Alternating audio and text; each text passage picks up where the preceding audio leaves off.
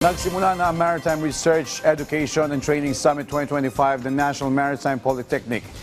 Tinalakay dito ang pagtugon sa mga hamon sa maritime industry kabilang na ang decarbonization, digitalization at skill shortage. Si Bien Manalo sa report.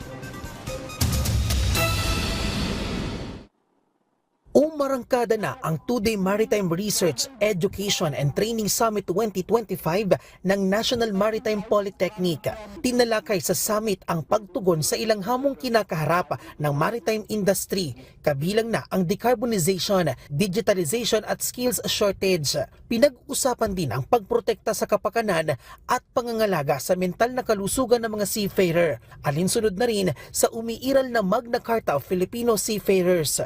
This is a venue that we talk about the future of the seafarers, bringing all the maritime stakeholder together so that we can discuss issues that is concerning our seafarers. Palalakasin din ang mga programang magbibigay kasanayan at huhubog sa kakayahan ng mga Pinoy seafarer para makasabay sa international standard.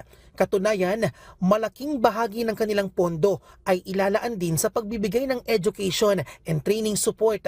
Dumalo sa programa ang ilang opisyal ng gobyerno, global industry leaders, maritime schools at stakeholders. It is a strategic initiative of the National Maritime Polytechnic to gather and document the collective assessment of the industry stakeholders.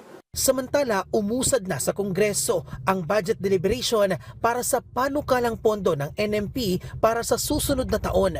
78% ang hirit nilang umento sa kanilang pondo para sa 2026 budget. At pinakamalaking bahagi ng pondo o 271 million pesos ay ilalaan daw sa rehabilitasyon ng mga dormitoryo at construction ng mga bagong dormitory at training centers. Bien Manalo para sa Pambansang TV sa Bagong Pilipinas.